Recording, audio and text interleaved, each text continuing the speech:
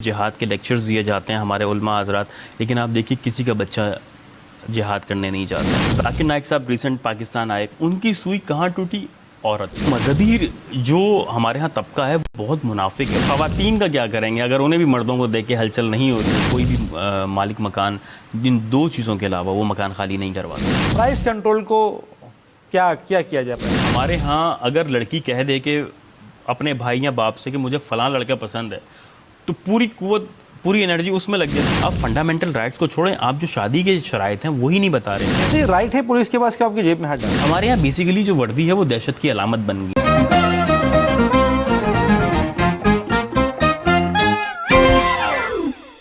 बिस्मिल्लाहिर्रहमानिर्रहीम, अस्सलाम वालेकुम। आप देख रहे हैं इश्नाउ, मैं हूं आज़म रज़ाक और एक और एपिसोड के साथ आपकी खिदमत में एक बार फिर हाजिर हैं। आज हमारे साथ एक ऐसी शख्सियत मौजूद हैं जो उनका तारुफ कुछ मैं इस तरह कराऊंगा कि उनकी दो शख्सियत हैं, एक प्रोफेशनल और एक सोशल। मैं चाहता हूं कि मैं तारुफ कर रहा हूं, फिर बाकी बातें मैं उनसे करूंगा। हमारे साथ मौजूद हैं सैयद वसीम रज़ा नकवी साहब, एडवोकेट हाई कोर्ट भी हैं और सोशल मीडिया बड़ा एक्टिव रहते हैं। और मुझे लगता है कि मज़हबी हवाले से इनसे थोड़ी सी बात करना मैं चाहूँगा। मज़हबी हवाले थोड़े से जो है ना नाखुश हैं कि हमारे यहाँ जो जो मज़हबी स्कॉलर्स या मज़हबी लोग हैं वो इतने जो हैं वो अच्छे नहीं हैं, या वो उनके ख़िलाफ़ ये हैं, या किन लोगों को ये ख़ुद पसंद करते हैं। इनसे ही पूछेंगे। अस्सलाम वालेकुम वसीम भाई, कैसे हैं आप? बहुत शुक्रिया आप यहाँ पर आए, टाइम निकाला आपने अपने जो है ना वो टफ शेड्यूल में से। बताएं कैसी ज़िंदगी चल रही है? ऑल गुड, आप बताइए। ठीक, अल्हम्दुलिल्लाह अल्हम्दुलिल्लाह। वसीम भाई, शुरू करते हैं जर्नी से। वसीम रज़ा नकवी एडवोकेट, हाई कोर्ट भी हैं, सोशल मीडिया बड़ा एक्टिव रहते हैं, और क्यों आपको जो है ना वो मज़हबी जो स्कॉलर्स हैं, चाहे वो किसी भी मकतब फ़िक्र से हैं, उनसे बड़ी आपको नापसंदीदगी रहती है? पहले तो मुझे ये बताएं, फिर शुरू करते हैं आपकी जर्नी से।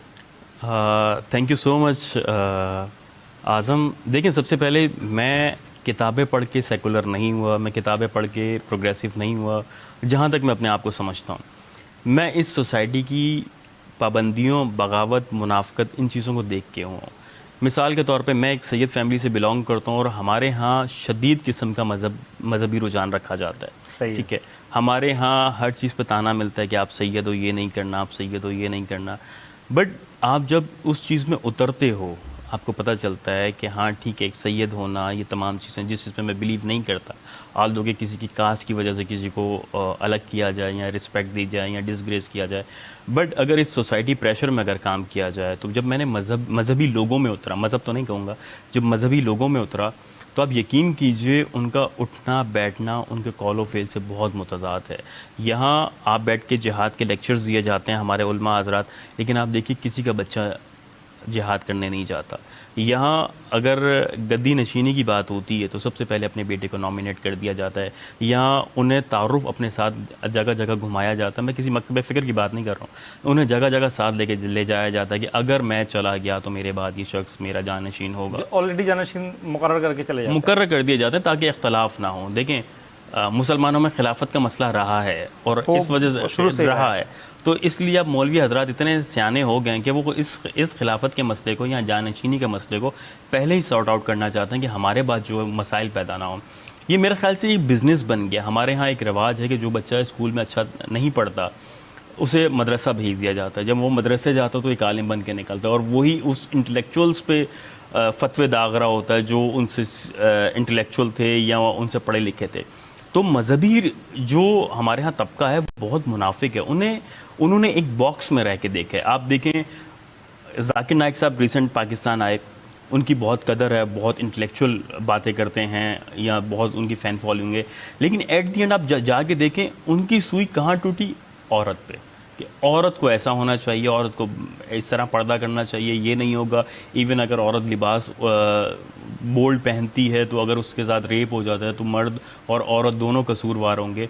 यानी हर चीज़ औरत के इर्द गिर्द आती है। देखें, जाकिर नाइक, बड़ी मशहूर बात है ना, हलचल वाली।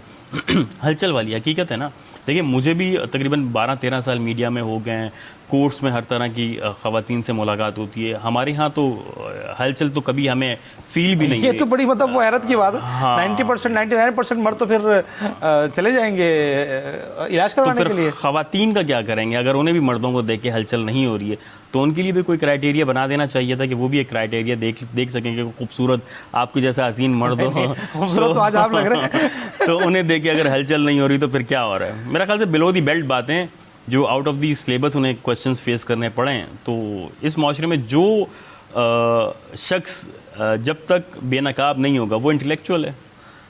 अच्छा क्यों मैंने एक बात नोटिस की है, बहुत सारे लोग पूरी दुनिया में जिनका बड़ा नाम बड़ा रुतबा होता है, पाकिस्तान में क्या एग्रेसिव क्यों हो जाते हैं? देखिए उन्हें out of the syllabus questions मिलते हैं। हमारे यहाँ कई इज्तिमा ऐसे हैं, कई स्कॉलर्स ऐसे हैं जो क्वेश्चंस भी पहले पता होते हैं। जैसे आप मीडिया के कई शोज़ में जाएं, वहाँ पे क्वेश्चन लिख के पहले हाँ, दिए होते हैं, हाँ पढ़ दे दिया जाता है, आपने ये सवाल पूछना है, आपने ये। देखिए अगर कहा जाता है कि अगर किसी स्कॉलर के इज्तिमा में अगर प्लांटेड क्वेश्चंस हों और जवाब भी प्लांटेड हो तो आप बहुत इंटेलेक्चुअल होंगे। मिसाल के तौर पे आपने मुझे एक क्वेश्चन दे दिया कि वसीम आपने ये, मैं आपसे क्वेश्चन पूछूंगा, आपने ये जवाब देने हैं, मैं आप उसकी तैयारी करके आऊँगा और मेरे पास बहुत ज़्यादा टाइम, तो मैं बहुत ज़्यादा इंटेलेक्चुअल आपके सामने लगूंगा राइदर देन कि आप मुझे सरप्राइज क्वेश्चन देखने वालों को ऐसा लगेगा कि भाई बहुत पढ़ा लिखा है। हाँ, चाहे वो मुझे किसी ने रिसर्च करके दी हो, मेरी अपनी उस पर कोई सेंस ना हो, कोई पॉइंट ऑफ व्यू ना हो। तो हमारे यहाँ प्रॉब्लम ही ये है कि जो चीज़ें पाकिस्तान में फेस करनी पड़ती हैं, हमारा जो, देखिए आप अरब जाएं, इराक़ जाएं, वहाँ का कल्चर सेम है। हम मल्टी कल्चरल के लोग हैं। हमारे यहाँ हर कौम बसती है, हर तबका बसता है। हमारे यहाँ लादीन भी बसते हैं, हमारे यहाँ मजहबी भी बसते हैं। हमारे यहाँ जो देवबंदी है उसके अंदर भी कई देवबंदी हैं। हमारे यहाँ जो शिया है वो आपस में लड़ रहे होते हैं, सुन्नी आपस में लड़ रहे होते हैं। हम तो किसी चीज़ पे यकजा है ही नहीं। जब इतने ज़्यादा नज़रियात इख्तलाफात हमारे सोसाइटी में होंगे तो ज़ाहिर सी बात है क्वेश्चन भी रेज़ करेंगे। जब वो क्वेश्चन रेज़ करेंगे जो आउट ऑफ द सिलेबस आ जाए तो मुश्किलात फेस करनी पड़ती हैं।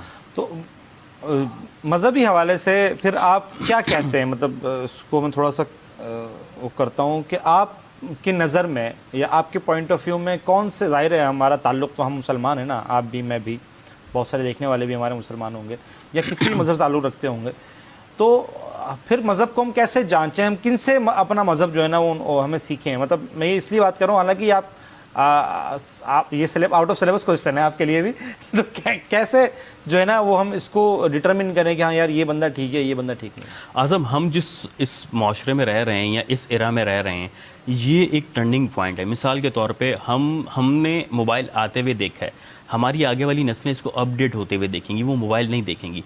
हमने बिल्कुल एक पत्थर के दौर से टेक्नोलॉजी के दौर में सफ़र किया है। अब जहाँ तक बात है, जो यूथ आ रही है या जो अगली नस्ल आ रही है, वो उन इलॉजिकल चीज़ों को नहीं मानेगी। देखें, अगर आप अपने मज़हब को इलॉजिकल चीज़ों से मनवाएंगे तो वो दीवार पे आपका मज़हब दे मारेंगे। आपको अपनी यूथ को लॉजिक से कायल करना होगा, आपको अपनी यूथ को इंटेलेक्चुअल से कायल करना होगा, उनके सवालात का गला नहीं घोंटना होगा। जिस तरह से जाकिर नाइक साहब ने, एक लड़की ने क्वेश्चन किया तो उस पर कहा कि आप फ़ौरन उससे माफ़ी मांगे। माफ़ी सवाल पे माफ़ी नहीं होती। आप अगर कायल नहीं कर पाए तो इसका मतलब ये नहीं कि सवाल करने वाला गलत है। सवाल तो आधा इल्म होता है, आप क्वेश्चन का आंसर देते। लेकिन हमारे यहाँ बदकिस्मती से जो चीज़ें चल रही हैं वो बहुत मायूस कौन है। चलें जी, ये तो बातें हमने मजहबी हवाले से कर ली। अब आ जाते हैं हम आपके प्रोफेशन के ऊपर। सैयद वसीम रज़ा नकवी साहब एडवोकेट कैसे बन गए? ये मैं हादसाती तौर पे बना था। मैं बेसिकली मीडिया का स्टूडेंट था और मैं मास्टर कर रहा था अपने मीडिया में। तो एक दिन एसएम कॉलेज के सामने एक बोर्ड लगा हुआ था एडमिशन एलएलबी का, तो मैंने ले लिया एडमिशन। मेरे घर में ना आगे कोई वकील है ना पीछे कोई वकील है, मैं हादसाती तौर पे वकील बना। जब बना तो उसमें नहीं है, मतलब कुछ भी नहीं है मेरे पास, लावारिस हूँ मैं। तो उसमें 3 साल कंप्लीट करने के बाद जब लॉ किया, मैंने डिग्री मिली, तो मैंने कहा यार मुझे लाइसेंस लेना चाहिए। जब मैंने लाइसेंस ले लिया, मैंने कहा यार कम से कम अगर मैं अपने नाम के साथ वकील लिख रहा हूँ तो मुझे एफआईआर पढ़नी आनी चाहिए। कल को कोई पूछ ले, कुछ प्रैक्टिस होनी चाहिए कि एफआईआर में होता क्या है, एफआईआर नंबर कहाँ लिखा होता है, मुदई कौन होता है, कहाँ लिखा होता है। ये 6 महीने आज़म मैंने शौक किया जाने के लिए ज्वाइन किया। हमारी मैडम है, मैडम अज़रा इकबाल, उनको अब यकीन कीजिए वो कहते हैं वकालत एक नशा है। तो आज 13 साल से ज़ायद हो गए, ये वकालत एक नशा है। अच्छा, मतलब वो मीडिया शीडिया जो है ना वो पीछे हो गई और अब वकालत आगे हो गई। देखिए, इसमें आपको अपने राइट्स का पता चलता है। मिसाल के तौर पे मेरी अपनी ज़ात में जहाँ मुझे कहा जाता था कि ये चीज़ें नहीं होंगी या ये चीज़ें नहीं कर पाओगे, या मिसाल के तौर पे आप लॉ से बिलोंग नहीं करते, आपके साथ कोई हादसा हो जाता है या कोई ब्लैकमेल कर जाता है, तो आप एट दी एंड उसे फेसबुक पे गालियाँ दे लेंगे, सोशल मीडिया पे गालियाँ दे लेंगे, पुलिस में दरख्वास्त दे देंगे, कुछ भी नहीं होगा। बट मैं अपनी एग्जांपल लूँ तो मैंने, अगर हम वकील इस हद तक कानून को जानते हैं या हमने थोड़ा बहुत कानून पढ़ा है, तो अगर हम किसी से अपने राइट मनवाना चाहें तो हम कानूनी तौर पे बहुत अच्छे तरीके से उससे मनवा सकते हैं। हमें अपने फंडामेंटल राइट्स पता हैं। अब वो अक्सर टर्म यूज़ की जाती है वकलागर्दी, वकलागर्दी ने ये कर दिया, ये कर दिया। बेसिकली वकलागर्दी नहीं होती। वकील को पता है, वकला को पता है अपने राइट्स का, उसे पता है कि काम किस तरह निकलवाना है। ये काम नहीं होगा तो मैं इस पेटिशन में जाके, इस सेक्शन के तहत जाके, इस आर्टिकल के तहत जाके मैं अपनी चीज़ें मनवा सकता हूँ। तो वकील बेसिकली अवेयरनेस का नाम है। और कहते हैं ना, घर में एक वकील लाजमी होना चाहिए, डॉक्टर और एक वकील एक डॉक्टर और इस तरह बड़े बड़े कहते हैं ना।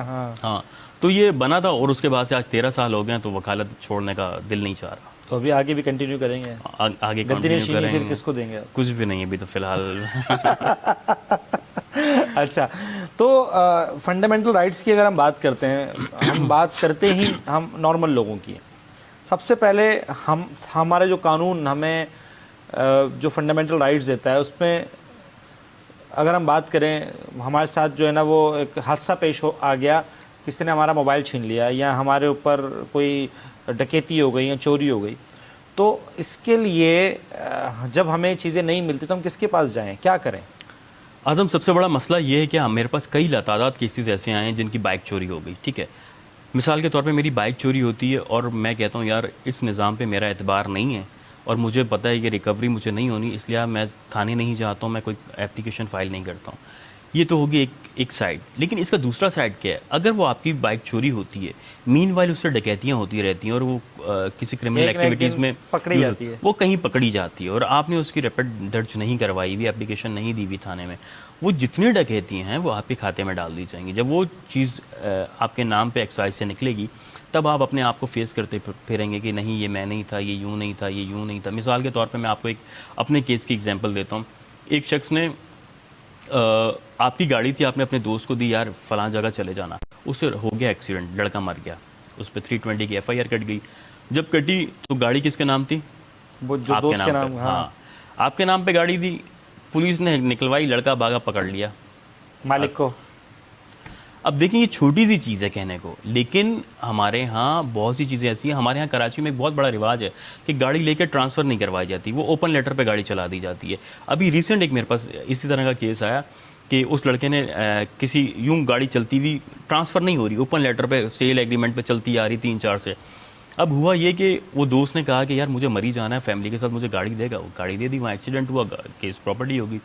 अब वहाँ कोर्ट में केस गया, कोर्ट ने कहा, कोर्ट का एक रूल है, लॉ कहता है कि भाई जिसके नाम पे गाड़ी है ना उसको बुला के लाओ, हम उसे हैंड ओवर कर देंगे, आप ले लें। अब गाड़ी दी दूसरे तीसरे बंदे के नाम पे। अब वो जब नहीं मिल रहा, बंदा मिल गया, बंदा मिला, बंदे ने कहा, कोर्ट ने कहा भाई ये आपकी गाड़ी है, आप ले लें, जिससे ली थी आप उसको दे दें। अब वो बंदा 18 लाख में गाड़ी बेच चुका है। वो कह रहे देखें गाड़ी तो अब मेरे पास आ गई ना, अब बैठ के बात करें कितने में आप मुझसे दोबारा खरीदेंगे। वो कह रहा है यार आप मुझे बेच चुके हैं। उसने कहा देखें कोर्ट ने मुझे दे दी, अब बात करें कितने में देंगे। अब एक छोटी सी गलती 3 से 4 हज़ार बचाने के लिए आपने पूरी गाड़ी की दाव पे लगा दी है। हाँ, वही अब हाँ समझ गया वो पूरी गाड़ी आपने दाव पे लगा दी और दाव पे लगाने के बाद वो शख्स अब डील ये कर रहा है कि 8 लाख दे दें, 10 लाख दे दें, गाड़ी ले लें। मतलब खामखा में बिला वजह की ना आपकी एक माइनर सी गलती आपको इस नहज पे ले आती है। हमारे यहाँ कराची में ट्रेंड है, बल्कि अब तो ओवरऑल बन गया। लेकिन ज़्यादातर, ये तो चलो रेयर केस है ना वसीम भाई की गाड़ी वहाँ पे पकड़ी गई और वो उसके हैंड ओवर हो गई, ये तो रेयर केस है। ज़्यादा केसेस जो गाड़ी ट्रांसफ़र नहीं होती तो वो मालिक के खिलाफ ही आते हैं। ऐसे ही है। सपोज़ स्मगलिंग में पकड़ी गई, सपोज़ आपकी ट्रैफिकिंग में पकड़ी गई, आपकी किडनैपिंग में पकड़ी गई, एक्सीडेंट में पकड़ी गई, तो जो गाड़ी सेल कर रहा है वो मेक श्योर करे कि वो ट्रांसफ़र करे उसके नाम पर। सर बहुत ज़रूरी है ये चीज़। अगर आप ख़रीद रहे हैं तो मेरा ख्याल से जहां आप सेल एग्रीमेंट करते हैं उसके साथ ट्रांसफ़र लेटर भी आपको लगाना चाहिए कि हाँ इतने दिन में मैं ट्रांसफ़र करूंगा, तो यहाँ पेमेंट रोक ली जाए। अगर नहीं होता, हमारे यहाँ पैसे लेके कहा जाता है अब तुम्हारी मर्ज़ी, तुम ट्रांसफ़र करवाओ ना करवाओ, लेकिन उसके बाद जो कॉन्सिक्वेंसेस फेस करने पड़ते हैं कराची जैसे शहर में, और जो जहाँ से यहाँ स्मगलिंग हो जाती है गाड़ियों की बहुत आसानी से कोयटा और दीगर शहरों में, तो यहाँ तो बहुत अलमिया है और हमारे यहाँ इस पर तवज्जो ही नहीं दी जा रही। और बाद में रोया जाता है कि ये हो गया, पुलिस वाले यूँ कर रहे हैं। भाई पुलिस वाले क्या करेंगे, आपकी छोटी सी गलती है। तो ये मुश्किलात फेस करनी पड़ रही है कराची के शहरियों को। अच्छा, मोबाइल छिन जाता है, उसके लिए पिछले दिनों की बात है, मैं एक पुलिस स्टेशन में बैठा हुआ था, 2-4 दिनों पहले की बात है। तो वहाँ पर एक शख्स आया, उसने कहा कि मेरा मोबाइल छिन गया। तो उसने कहा कि मोबाइल छिन गया और नंबर ऑन है, फ़ोन भी उठा रहा है बंदा। तो उसने कहा एप्लीकेशन लेकर आएँ, फिर हम इसको ट्रेसिंग पर लगवाते हैं। उतनी देर में तो मामला ख़राब हो जाएगा, क्या करे बंदा। देखिए, अगर आपका मोबाइल चोरी हो, गाड़ी चोरी हो, बाइक चोरी हो, कोई भी चीज़ आपकी जो पर्सनल यूज़ में है या जो इलीगल एक्टिविटीज़ में यूज़ हो सकती है, उसका तरीक़ेकार ये है कि आप सबसे पहले अपने मुतल्लिका थाने में जाएं, वहाँ पे एप्लीकेशन सबमिट करवाएं कि मेरी जो गाड़ी थी, बाइक थी, कोई भी मोबाइल था, वो इस टाइम पे उसका सिम नंबर, IMI नंबर और तमाम चीज़ें मेंशन करके थाने में उसकी रिसीविंग ली जाए, ताकि एक मेक श्योर हो जाए कि आपकी अब ये पोजेशन से एक चीज़ निकल गई है। अब यहाँ पे एक छोटी सी साइटेशन मैं आपको देता चलूँ। मेरे पास एक केस आया, उसमें क्या हुआ कि लड़के ने अपनी गर्लफ्रेंड को मोबाइल लेके दिया और साथ सिम लेके दी। ठीक है, उसे कहा कि यार, लड़की ने कहा मेरे पास मोबाइल नहीं है और सिम भी नहीं है और मुझे तो तुमसे बात करनी होती है। लड़के ने निबा निबी ने ले दिया। अब वो लड़की थी अगवा बराए तवान में मुलविस। ठीक है, हुआ ये कि लड़की ने उस नंबर और उस मोबाइल से कॉल जाती रही, कभी एक बच्चा किडनैप कर लिया, कभी कोई चीज़ उठा ली। मतलब ये भी हनी ट्रैप था ना? हाँ, हनी ट्रैप। अब वो चलता रहा, ये अफेयर चलता रहा। एट द एंड लड़की पकड़ी गई। लड़की ने नाम ले दिया उस लड़के का, बोला ये तो ना सिम मेरे नाम पे है, ना मोबाइल मेरे नाम पे है, तो ये तो लड़का यहाँ आके कॉल्स करता रहा। इवन अब रात में जो कॉल्स होती थी, वो लड़के की लंबी लंबी कॉल्स लड़की को उसी सिम पे जा रही हैं और चल रहा है। एट द एंड वो लड़का गिरफ्तार हुआ और उसे तकरीबन 12 साल हो गए अरेस्ट हुए हुए और उसको 25 साल की सज़ा हुई है। तो ये क्या, ये वो प्रूव नहीं कर सका कि ये मेरी एक्टिविटीज़ नहीं है, कॉल रिकॉर्डिंग है। जहाँ पे उसे रैंसम कॉल की होगी तो उन्होंने भी तो कहा होगा ना कि किसकी कॉल है, लड़की की या लड़के की है। अब उसका नहीं, ये चीज़ नहीं थी ना। आपके पास CDR में सिर्फ ये चीज़ें आएंगी कि ये चीज़ें शो हो रही हैं। लड़की जब एक अगवा करने वाली कह रही है कि मेरे साथ ये शख्स मुलव्विस है और तो तमाम चीज़ें हो रही हैं, जब लड़की ने इन्वॉल्व कर दिया तो उसके बाद कुछ भी नहीं बचा। अब गवाही वहाँ से आ गई, गवाही आ गई, लड़की ने कर दिया और उसका पूरा गैंग था, उसने इनका नाम नहीं दिया क्योंकि मोबाइल नंबर और मोबाइल जो है वो उस लड़के के नाम पे था। तो भाई ये देख लें, मोबाइल जो गिफ्ट करते हैं, ठीक है मोबाइल गिफ्ट करना ठीक है, जो सिम गिफ्ट कर देते हैं वो ज़रा देख लें कि ऐसा ना हो कि बाद में अगवा बराए तावान में 25 साल की कैद हुई भी हो, तो ये निब्बा जो है ना वो ये चीज़ें देख लें। अच्छा, अब हम आते हैं जो सबसे मेजर इशू है कराची का, वसीम भाई, वो है किराया जो है वो किराया ज़ाहिर कराची की 60% आबादी मैं समझता हूँ कि वो किराए पर है। अच्छा, उसमें मुख्तलिफ शहरों से आए हुए लोग हैं, कुछ लोकल हैं जो अपने घरों में नहीं रहते या उनके घर दिल नहीं मानता उनका, वट कोई भी वजह हो सकती है, और वो पेरेंट भी हो सकते हैं, ख़वातीन होती हैं। किराएदार को फेस करनी पड़ती हैं 2 प्रॉब्लम्स। एक होता है एडवांस, दूसरा होता है जो ब्रोकर है उसका कमीशन प्लस उसको रनिंग किराया। मतलब ये बहुत बड़ी रकम बनती है। यानी कि नॉर्मली जो हमारे यहाँ रिवाज है वो है 6 महीने का किराया advance plus 1 running rent plus 1 commission broker का, ये तकरीबन 8 किराए बनते हैं। एक जो शख्स किराए पर रह रहा है वो ये चीज़ें अफोर्ड कर सकता है? नहीं कर सकता। हमारे यहाँ देखें बहुत सी चीज़ें ऐसी हो रही हैं जहाँ पे गैर अखलाकी कह सकते हैं उसको। मिसाल के तौर पे हमारे यहाँ जो मिनिमम सैलरी तय हुई है वो तकरीबन 37,000 हुई है। क्या हम घर पे काम करने वालों को देते हैं 37? नहीं देते ना। नहीं देते। जहाँ हमारी ब्लैकमेलिंग होती है, जहाँ हमें अपना मफाद नज़र आता है, वहाँ हम ये तमाम चीज़ें करते हैं। देखिए, किराएदार को लॉ ने इतनी प्रोटेक्शन दी है कि मालिक मकान सिर्फ 2 चीज़ों पे उससे खाली करवा सकता है, या तो उसने सेल करना हो या पर्सनल यूज़ के लिए हो, अदरवाइज़ वो नहीं उससे खाली करवा सकता। इतनी तमाम चीज़ों के बावजूद हमारे यहाँ प्रॉब्लम ये फेस करनी पड़ती है, जो किराएदार कर रहा होता है वो एग्रीमेंट भी नहीं देखता कि एग्रीमेंट मेरे साथ लिखा किया गया हुआ है, क्या है? लिखा हुआ क्या है। मिसाल के तौर पे आगे बात आएगी, हमारे यहाँ जो लड़की का सबसे मेन चीज़ होती है निकाहनामा, और लड़की उसको नहीं पढ़ती, हालांकि निकाहनामे वो पे जो है सोशल ना, वो कॉन्ट्रैक्ट है। एक बहुत बड़ा वो है, मुझे सवाल करने हैं आपसे। हाँ, तो जो इतनी मेन चीज़ें हमारे यहाँ जो सेल एग्रीमेंट्स वगैरह होता है उसको पढ़ा ही नहीं जा रहा होता है। अभी मेरे पास एक केस चल रहा था, उसमें ये चीज़ मैंने उस किराएदार से क्वेश्चन किया कि आपने किरायानामा पढ़ा था, तो उसने कहा मैंने नहीं पढ़ा। मैंने कहा ये आपके साइन है? उसने कहा हाँ मेरे साइन है। तो कोर्ट ने कहा अगर आपने साइन किया तो आपको पढ़ के करना चाहिए। तो उसने कहा हाँ, बस ध्यान ही नहीं किया। उसने, हमारी वर्बली बात हो रही थी, तो जो फाइनल हुआ उसी में डील हो गई। तो ये मेन चीज़ है ब्लैकमेलिंग, उसमें क्या लिखा हुआ है कम से कम वो पढ़ लेना चाहिए। और जो कानून में प्रोटेक्शन दी गई है, मेरा ख्याल से वो बहुत ज़्यादा है किराएदार को। कोई भी मालिक मकान इन दो चीज़ों के अलावा वो मकान खाली नहीं करवा सकता। अच्छा, नहीं, ये तो कानून की तो अपनी जगह पे हैसियत है ही है।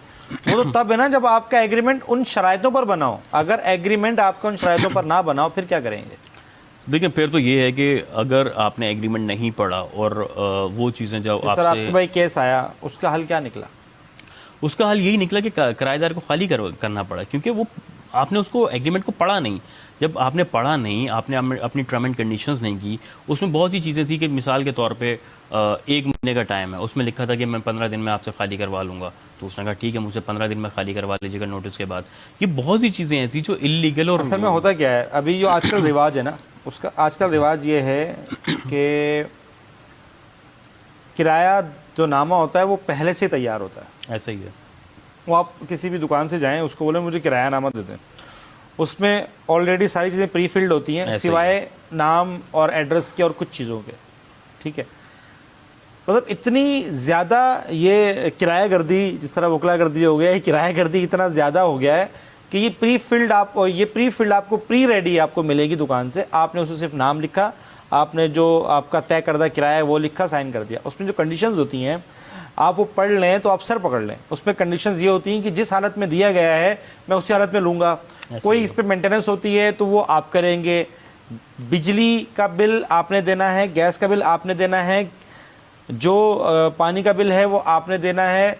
लेकिन मैं पर्सनली ये समझता हूँ कि कानूनी जो इसके ऊपर अमल दखल है वो किस हद तक हो सकता है कि हम इसको, ये जो गर्दी है स्टेट एजेंट वाली और किराए पे खुद ही तय कर रहे हैं, मतलब किराया तय करने के लिए क्या कानून है पाकिस्तान में? देखिए, तय होने के लिए कुछ भी कानून नहीं है। अब मिसाल के तौर पे मैं आपको कहता हूँ कि हमारे यहाँ बहुत सी लॉ एंड ऑर्डर की सिचुएशन ऐसी हैं जो बायर और सेलर खुद तय कर रहा होता है। मिसाल के तौर पे एक एरिया है, उसके डिसाइड होना चाहिए कि यहाँ जो रेंट होगा वो इससे ज़्यादा नहीं होगा और ये इन तमाम चीज़ों में शामिल होना चाहिए।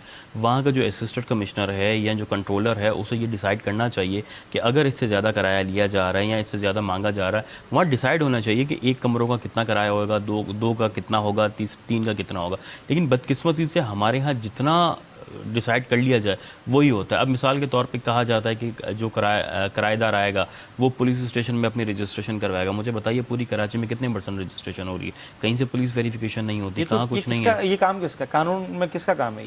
देखिए, ये तो एक सेल्फ रिस्पॉन्सिबिलिटी है ना, रिस्पॉन्सिबिलिटी है मालिक मकान की। बिल्कुल। आपके पास कोई आ रहा है तो आप जाएं, उसकी वेरिफिकेशन करवाएं, आया जिसको मैं अपनी जगह किराए पर दे रहा हूँ वो ठीक है या नहीं है। नहीं है, आपको मतलब तो नहीं है, अगर है तो ले जाए। बिल्कुल ऐसा ही है। ठीक है, लेकिन हमारे यहाँ प्रैक्टिस नहीं है। हमारे प्रैक्टिस क्या है? हमारे प्रैक्टिस ये है, क्योंकि मैं खुद किराए पर रहता हूँ, मैं चीज़ें फेस करता हूँ। हमारे प्रैक्टिस ये है कि किराया नामा बनेगा, उसके अंदर जो शराइतें प्री फिल्ड होंगी वो रखी जाएंगी। उसके साथ साथ जो किराया उसने तय कर दिया, जो किराया तय करने वाले जो मुफक्किरीन और दानिशवर कौन है? State agents. ऐसा ही है, जो अपने कमीशन को बढ़ाने के लिए किराया जो है ना वो तय कर लेते हैं। अच्छा, कमीशन भी किराएदार को उसको कौन देगा?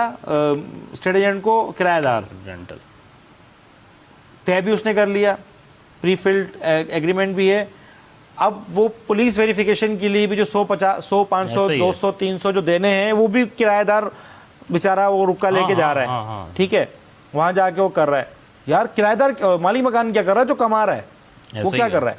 इसके ऊपर मैं ये कहना चाह रहा हूँ कि मैंने थोड़ी रिसर्च की थी इसके ऊपर, कुछ मैंने वीडियोस बनाई थी 3-4 साल पहले, तो मैं रिसर्च की थी। हमारे पास जो आखिरी कानून जो इसके ऊपर जो बनाया ना किरायादार के ऊपर, किरायादार और मालिक मकान के रेंटल का जो कानून है वो 1960 में बना है। ऐसा ही है। अल्लाह लेजिस्लेशन या तरामीम 1860 के भी कानून मौजूद है हमारे पास। 1960 में आखिरी कानून जो बना है, जिसके तहत बना क्या है, मतलब जो आप कह लें कि एडॉप्ट किया गया है, उसमें यह था कि जो डिप्टी कमिश्नर होगा आपका कंसर्न, और जो आपका डिप्टी कमिश्नर के जो बाकी जो डिपार्टमेंट्स हैं, एसी वगैरह, वो इस चीज़ को मेक श्योर करेंगे कि किराया ज़्यादा ना हो। बिल्कुल ठीक है। उस एरिया का आप डिटरमिन करेंगे किराया, जिस तरह मुर्गी के रेट, चाय के रेट, आटे के रेट, पेट्रोल के रेट तय होते हैं, इसी तरह किराया भी तय किया जाएगा। डिप्टी कमिश्नर और उसके जो साथी हैं वो किराया तय करेंगे और मेक श्योर करेंगे कि स्क्वायर फीट के हिसाब से क्या किराया लिया जा रहा है। अगर आपकी जगह कितने स्क्वायर फीट की, उसके अकॉर्डिंगली किराया तय होगा।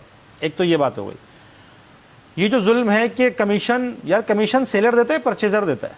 यहाँ से दोनों से लिया जा रहा है। नहीं ना, नहीं लिया जाता बॉस, किराएदार से लिया जाता है। अच्छा।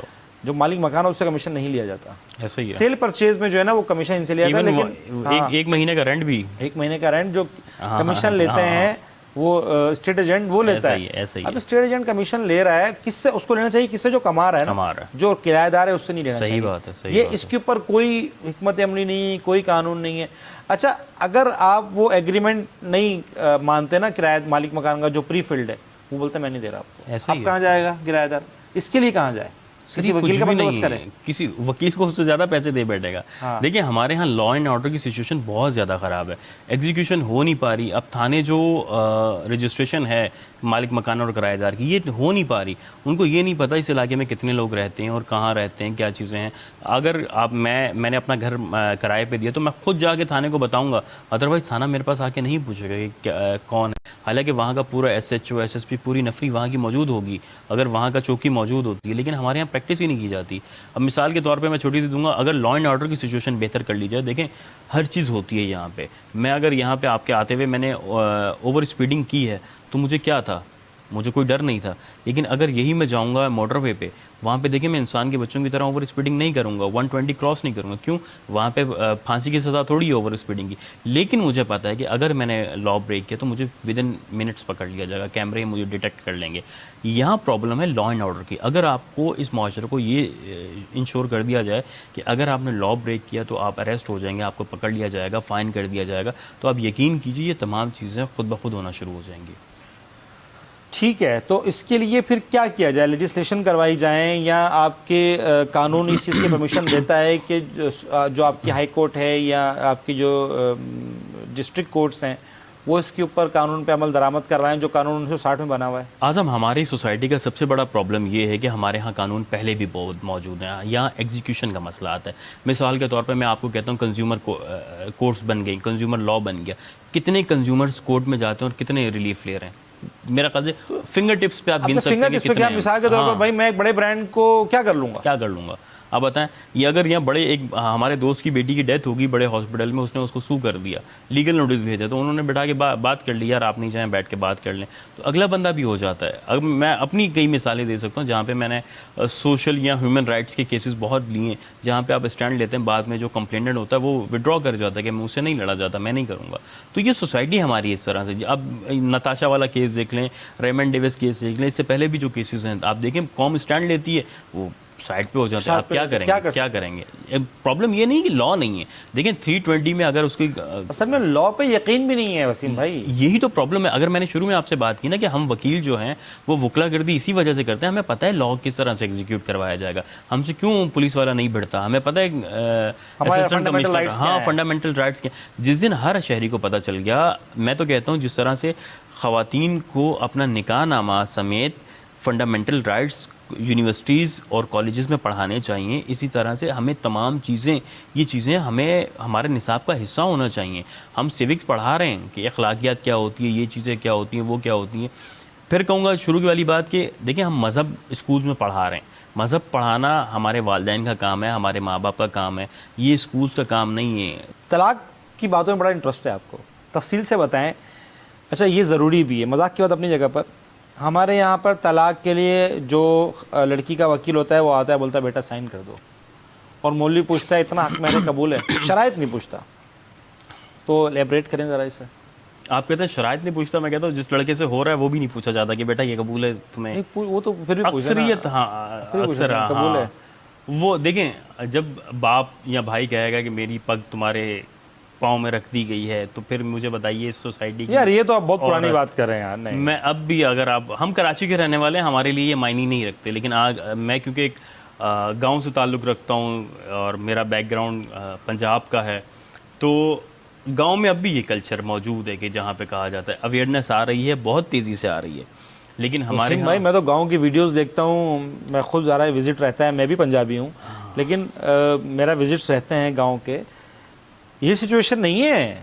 अब तो हम वीडियोस देख रहे हैं, उम्मीद करते हैं ये ना आप हो, लेकिन बहुत ही कोई ज़्यादा ऐसे इलाके होंगे जिसमें ये होगा, लेकिन बहुत सारे इलाके हैं खैर। लेकिन हमारी सोसाइटी में अक्सरियत ऐसी है जहाँ पे लड़की की राय नहीं ली जाती। जहाँ तक आपका बुनियादी सवाल है कि तलाक लड़की की राय लेने के ऊपर भी थोड़ा सा आप बात करें। उसकी वजह ये, हमारे यहाँ कुछ ट्राइब्स ऐसे हैं, कुछ अक़वाम हमारे यहाँ ऐसी पाई जाती हैं जो लड़की से परमिशन नहीं लेती।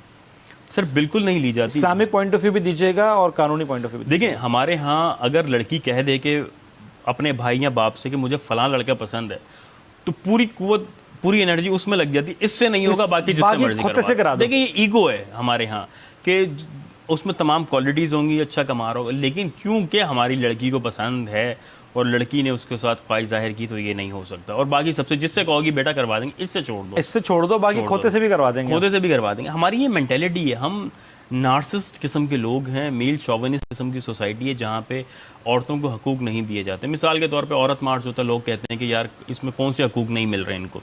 बात ये नहीं है कौन से नहीं मिल रहे, बात ये है कि जो औरतों के हकूक़ हैं वो औरत बताएगी कि मुझे क्या हकूक़ चाहिए।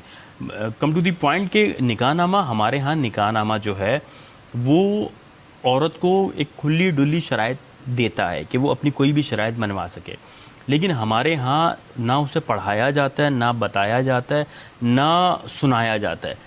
होना तो ये चाहिए। देखें आपके मेरे दरमियान एक सोशल कॉन्ट्रैक्ट हो रहा है, निकाहनामा इस बेसिकली सोशल कॉन्ट्रैक्ट है। ये अयूब खान ने आइली कवानीन के जरिए नाफिज किया, उससे पहले निकाहनामा कागजात में नहीं था, वर्बल था। अब आपके मेरे दरमियान एक सोशल कॉन्ट्रैक्ट हो रहा है। अब जैसे हमने पहले बात की किराएदार की, उसे पढ़ना चाहिए, उसे पता चलना चाहिए मैं किस चीज़ पे साइन कर रहा हूँ, राइट्स क्या हैं। अब दो बंदों के दरमियान सोशल कॉन्ट्रैक्ट हो रहा है, उसे बताया नहीं गया, उसे भी नहीं पता, दोनों साइन करके एक दूसरे के मियाँ बीवी बन गए। देखें कल को जब मुश्किलात फेस करनी पड़ती हैं तो उसे अपने राइट्स का पता ही नहीं होता। आप फंडामेंटल राइट्स को छोड़ें, आप जो शादी के शराइत हैं वही नहीं बता रहे। 18वां कॉलम कहता है कि लड़की को खुला का हक हासिल होगा। मुझे बताइए कौन सा मौलवी आपको खुला का हक देता है? वो सबसे पहले क्रॉस मारता है और सिर्फ कहता है बेटा यहाँ साइन कर दो, तुम्हारी ये गवाहें और हक महर ये भी। लड़की को तो हक महर नहीं बताया जाता, वो लड़के के सामने तो खुतबा पढ़ा जाता है, इस वजह से उसमें ऐलानिया कह दिया जाता है। लड़की तो सिर्फ साइन करवाए जाते हैं। आज़म, ये जो बुनियादी चीज़ है ना, इनको हमारे निसाब का हिस्सा होना चाहिए, कम से कम ख़वातीन को। अब मेरे पास इतने केसेस आते हैं जिसमें लड़की को पता ही नहीं होता। मिसाल के तौर पे हक महर लड़के ने नहीं दिया हुआ, निकाहनामे में लिख दिया जाता है मुअज्जल, दे दिया हमने, इतने दे दिए। अब जो वो लड़की तलाक नहीं देती, लड़का तलाक नहीं देता, जब वो लड़की खुला लेने जाती है और निकाहनामा सामने खोलती है, उसमें लिखा होता है यार हमने पे कर दिया है हक महर। कोर्ट कहती है आप खुला लोगे तो अपना हक महर वापस करोगे। अब एक चीज़ जहाँ पे इस्लामी तौर पर इसकी क्या सदाकत है, अगर आपको नॉलेज हो तो? हक महर एक तो होता है मुअज्जल, एक होता है गैर मुअज्जल। ये हमारे यहाँ रिवायात हैं। इस्लाम में मैं जो मेरी नॉलेज है वो ये है कि हक महर गैर मुअज्जल हो ही नहीं सकता। हक महर का मतलब है जब आपने निकाह पढ़ाया, आप हक महर टेबल पे रखेंगे तो ही निकाह मुकम्मल होगा। सर इसमें भी हमने गुंजाइश निकाली है। मिसाल के तौर पे एक कॉन्ट्रैक्ट में साइन होता है 5 लाख रुपए हक महर, उसमें लिख दिया जाता है 1000 रुपये मुअज्जल है, बाकी तलब पे दे दिया जाए। हाँ। तलब होती नहीं है, ना मांगे जाते हैं, वो 1000 रुपये भी ले लिया जाता है अक्सर से। तो अब प्रॉब्लम ये आ रही है कि जब आपको निकाहनामा पढ़ के नहीं सुनाया जाएगा, आपको शराइत नहीं बताई जाएंगी। अब जैसे मैंने एग्जांपल दी कि लड़की को पता ही नहीं था कि लड़के ने उस निकाहनामे में लिख दिया कि मैंने पे कर दिया। अब जब वो खुला लेने जाती है तो कोर्ट कहती है आपने हक महर लिया हुआ है, लड़की कहती है नहीं। जब निकाहनामा खुलता है उसमें लिखा होता है कि हाँ मैंने पे कर दिया। कोर्ट कहती है अच्छा हम आपको खुला ग्रांट कर देंगे, लेकिन जो हक महर दिया गया था लड़के का वो वापस कर दें। अब देखें एक लड़की कोर्ट में पैसे लगा के लिया ही नहीं है ना, झूठ है। पैसे लगा के वो कोर्ट गई और फिर उसको वापस भी करें, वापस भी कल में पढ़ के झूठ बोले जाते हैं, कस्में उठा के झूठ बोले जाते हैं, हर तरह से झूठ बोला जाता है। बेसिकली जब कोर्ट्स में दो पार्टीज आती है ना, वो ये नहीं देखती कि सच क्या है झूठ क्या है, वो देखती है एक दूसरे को रगड़ा कितना देना है, एक दूसरे को नीचा कितना दिखाना है। हमारे यहाँ हैप्पी एंडिंग तसव्वुर ही नहीं है हैप्पी एंडिंग का। तो यहाँ जो है वो निकाहनामा हमारी बच्चियों को कॉलेज से पढ़ाना चाहिए, उस पर डिटेल डिस्कशन होनी चाहिए, ना सिर्फ पढ़ाना चाहिए, उस पर सेमिनार होने चाहिए, उस पर मौलवी हजरात लीगल एक्सपर्ट्स को बुला के उनके राइट्स बताने चाहिए कि बेटा जब तुम निकाहनामा करो। मौलवियों को बुलाना है आपने? एट दी एंड वोट तो उनके पास जाएगी ना हमारी, क्या करें। कम से कम जब वो काट रहे होंगे तो उनका हाथ तो रोका जा सकता है ना, कि देखें आपका ये राइट नहीं है कि आप मेरे राइट्स काटें। अगर हम उन्हें ये हक नहीं दे रहे कि वो हमारे फैसले करें, कम से कम एक निकाहनामा लड़की और लड़के का हक होना चाहिए, वो उसमें क्या लिखवा सके। बहुत सी चीज़ें ऐसी हैं कि कुछ और मज़ीद शराइत लिखवानी हो तो वो लड़की अपनी तमाम शराइत लिखवा सकती है, लेकिन हमारे यहाँ ना कॉलेज में पढ़ाया जाता है, ना यूनिवर्सिटीज़ में पढ़ाया जाता है, ना वैसे बताया जाता है। तो एक लड़की को बस सर से उतार दिया जाता है साइन करके कि आपका निकाह हो गया। निकाहनामा मर्द को क्या राइट्स देता है? क्योंकि यहाँ पर एक तरफा स्टोरी नहीं हो सकती ना, दोनों तरफा स्टोरी होगी। मैंने भी कुछ वाक़यात देखे हैं जिसमें मर्दों के साथ ज़्यादतियाँ होती हैं। देखिए ज़्यादती होती है, मेल डोमिनेंट सोसाइटी है। मर्द को राइट ये दे दे कि मर्द भी अपनी जो शराइत लिखवाना चाहें, बामी मशावरा से वो चीज़ें लिखवा दी जाती हैं। मिसाल के तौर पे कि उसमें अगर एक एग्रीमेंट लिखवा लिया जाए निकाहनामे में कि शादी के बाद बच्चे इस तरह से रहेंगे, या मैं मंथली तुम्हें इतना पे करूँगा, या इतनी चीज़ें। मिसाल के तौर पे अगर लड़का है, वो लड़की बाद में 50,000 रुपये उसे मेंटेनेंस मांग ले, तो उसमें एक चीज़ मेंशन कर दी जाएगी कि अगर अल्लाह ना करे कि भी हम सेपरेशन होती है तो उसमें ये मेंटेनेंस होगी। शराइत, इसके अलावा जो शराइत वो लिखवाई जा सकती हैं और वो कोर्ट एंटरटेन करती है उस चीज़ को कि अगर जो भी शराइत लिखवाई कोर्ट उसको एंटरटेन करेगी, बिल्कुल करेगी। अच्छा, अभी जो एक बड़ा हॉट टॉपिक था हमारे यहाँ नताशा वाला, इसमें एक नॉर्मल राइट्स क्या हैं?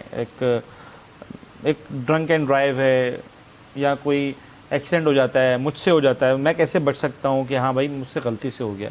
या अगर किसी शख्स से हो जाता है तो जो विक्टिम है वो कैसे उसको सू कर सकता है, या उसके खिलाफ जो है ना वो चालान तैयार कर सकता है, कोई अपने राइट्स? देखिए सबसे पहली चीज़ ये होती है कि अगर किसी से गलती से एक्सीडेंट होता है तो सेक्शन 320 उस पर लगती है हिट करने वाले पे, कि वो उसके तहत FIR रजिस्टर्ड होगी, उसे अरेस्ट कर लिया जाएगा और उसकी सज़ा तकरीबन मोर देन 10 ईयर्स है।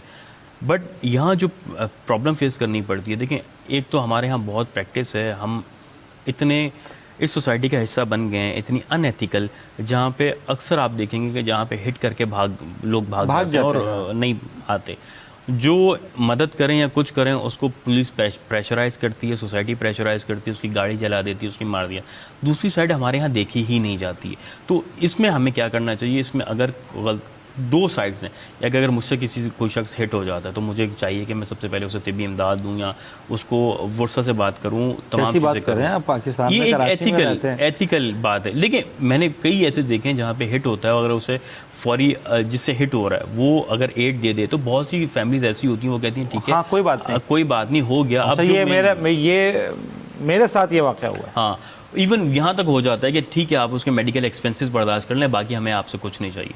लेकिन अगर ऐसी फैमिलीज़ भी देखी हैं कि अगर हिट कर दिया जाए और उस पर ब्लैकमेलिंग शुरू कर दी जाती है, हम आपसे दियत की रकम लेंगे जो 64-67 लाख के करीब बनती है, तो तकरीबन फिर ब्लैकमेलिंग शुरू हो जाती है। हमें क्या करना चाहिए? हमें सबसे पहले अगर ड्राइविंग लाइसेंस बनवाना चाहिए कि हमारे पास ड्राइविंग लाइसेंस, असल बात है यहाँ से। हाँ, हमारे पास ड्राइविंग लाइसेंस, अगर लाइसेंस हो और हिट हो जाए तो कितनी बचत है, और लाइसेंस ना हो और हिट हो जाए तो कितनी क्या सज़ा है? देखिए फिर वो कंपाउंडेबल नॉन कंपाउंडेबल पे कहानी चली जाती है कि आया उसकी कोड उसकी वेरीफाई करवाती है, होती है नहीं होती है, फिर उस पर रिलीफ मिलती है, कत्ल बिल ख़ता उस पर सेक्शन लगा दी जाती है कि उस पर कत्ल जो ख़ता से हो गया, इसके बाद ड्राइविंग लाइसेंस था, फिर उसकी तमाम चीज़ें नोट की जाती हैं कि आया वो अदर जो बंदा हिट हुआ है वो रॉन्ग वे से तो नहीं आ रहा था, उसके बाद ड्राइविंग लाइसेंस था, कुछ डिटरमिन की जाती है, पूरी की जाती है। मिसाल के तौर पे अभी एक शख्स मेरे पास केस चल रहा है, वो हिट हुआ है, वो रॉन्ग वे से आ रहा था शख्स और बहुत स्पीड में आ रहा था और वो सीधा आके खुद लगा है। अब इसमें हिट हो गया, डेथ हो गई, लड़का अरेस्ट हो गया, तमाम चीज़ हो गई। लेकिन अगर जब केस चलेगा उसमें बहुत सी चीज़ें सामने आएंगी कि जहाँ से आ रहा था, आया वो वन वे था, उसके बाद ड्राइविंग लाइसेंस था नहीं था, क्या वो प्रिकॉशंस अडॉप्ट कर रहा था नहीं कर रहा था। सिर्फ इसी साइड को नहीं देखना, हमें अदर साइड को भी देखना है। अब अरेस्ट तो हो गया, अरेस्ट हो गया, क्रिमिनल रिकॉर्ड आ गया, बहुत सी चीज़ें हो गई, लेकिन ड्राइविंग लाइसेंस था, बचत हो गई, फैमिलीज़ ने कंप्रोमाइज़ कर लिया कि भागा नहीं, उस टाइम हमें कॉल कर दी, फर्स्ट एड दे दी, हॉस्पिटल ले गया, तो बहुत सी चीज़ें होती। लेकिन अगर वो हिट करके भाग जाता, यहाँ तो दो चीज़ें होती हैं, वो बाद में पकड़ा जाता तो फिर बहुत सख्ती हो जाती, यहाँ तो फिर बच जाता। और हमारी पुलिस इस काबिल नहीं है, अभी इस टेक्नोलॉजी तक नहीं पहुँची कि उसे अरेस्ट करे जा। गाड़ी छोड़ के भागता तो फिर अच्छा, गाड़ी की मज़े की बात है, गाड़ी किसी और के नाम थी, गाड़ी छोड़ के भागता जिसका नाम पे थी वो पकड़ा जाता और फिर वो उसके पास भी ले ही आता।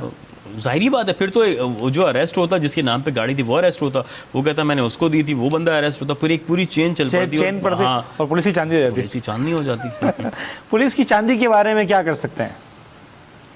पुलिस अगर आपको नाके पे रोकती है और आपसे वो तलब करती है पेपर्स, आपके पास राइट उस वक्त ऑन द स्पॉट नहीं होते, लाइसेंस दरियाफ्त करती है आपके पास नहीं होते, या आपके पास आप रॉन्ग वे आ रहे हो, तो रॉन्ग वे तो खैर नहीं, वो ट्रैफिक का काम है, लेकिन अगर क्या राइट्स हैं कि अगर आपको पुलिस रोके तो आपके पास अगर वेपन है तो आप क्या कर सकते हैं, अगर आपके पास उस वक्त कागजात मौजूद नहीं है तो आप क्या कर सकते हैं, उसके बारे में थोड़ा सा बताएं, क्योंकि ये अक्सर लोग इस चीज़ का शिकार रहते हैं पुलिस के। देखिए आजम, सबसे पहले मैं प्रिकॉशंस लोगों को देना चाहूँगा कि पुलिस से कभी भी अपनी जेब में हाथ ना डलवाएं। ये बहुत क्लियर मैं राइट्स क्या राइट्स मैं आपको बताता हूँ क्यों। आपका राइट ये है कि अगर आपको पुलिस कहे कि मैं आपकी चेकिंग करना चाहती हूँ, आप उससे ऊपर से चेकिंग करवाएं। अगर वो कहते हैं जेब में हाथ डालना, आप अपनी जेब की तमाम चीज़ें निकाल के जेब सामने करके यूँ रख दें। आप इससे पूछेंगे इसकी वजह क्या है। अक्सर केसेस में ऐसा हुआ है, मैं सब पुलिस वालों को तो नहीं कह रहा, लेकिन हमारे साथ ये वाक़यात शेयर हुए हैं। पुलिस वाले के हाथ पे छोटा सा टुकड़ा होता है ड्रग्स का, हाँ ठीक है, और वो चेकिंग करते हुए यूँ कर गई, ये आपकी जेब से निकला। अब आप हैरान परेशान हो जाएंगे, ये तो मैंने तो कभी देखा ही नहीं। अब ऑन द स्पॉट जो साथ खड़े होंगे वो कहेंगे यार देखो चेकिंग कर रहा था, आपसे तो निकल आया। जब वो निकल आएगा तो आप पे नारकोटिक की FIR कट जाएंगी, आप अंदर हो जाएंगे। या फिर तोड़ जोड़ में बैठेंगे, हो तो फिर आपको मोबाइल में बैठ के आए भाई मोबाइल में लेके चले, वो सन्नाटे में लेके जाएंगे, वहाँ बार्गेन किया जाएगा। तो सबसे पहले क्या है, सबसे पहले आपको अपनी जेब खुद तलाशी दिलवानी है कि मैं खुद चीज़ें दे रहा हूँ, आप देख लें इसमें कोई मुश्तबा चीज़ तो नहीं है, मशकूक चीज़ तो नहीं है। उसके बाद क्या राइट है? अच्छा, ये राइट है पुलिस के पास कि आपकी जेब में हाथ डालें? जेब में हाथ डालने का राइट नहीं है। आपके वॉलेट के अंदर हाथ डालें? नहीं, आप उसे चेक करवा सकते हैं। क्योंकि अक्सर ऐसा होता है कि वो वॉलेट को यूं देख रहे हैं, यूं देख रहे हैं, यूं देख रहे हैं, आपके पास सिगरेट का पैकेट है, यूं देख रहे हैं, उसको यूं देख रहे हैं। ये देखिए, ये राइट है उनके ये पास? पुलिस के पास राइट नहीं है कि वो आपके एक एक पर्सनल चीज़ों को तलाशी ले। वो आपके कागजात चेक कर सकती है, वो आपसे जो गाड़ी के कागजात मांग सकती है, आपकी आइडेंटिटी मांग सकती है, आपकी चेकिंग कर सकती है, कोई वेपन लगा हुआ या नहीं लगा हुआ, आपके ड्रग चेक कर सकती है। लेकिन इस तरह नहीं कि वो आपको बिल्कुल बिल्कुल न्यूट करके खड़ा कर दे और बोले कि आप इस तरह से तलाशी दें। तो मेरा ख्याल से हमें अपने कागजात पूरे रखने चाहिए, हमें अपने आइडेंटिटी कार्ड रखना चाहिए।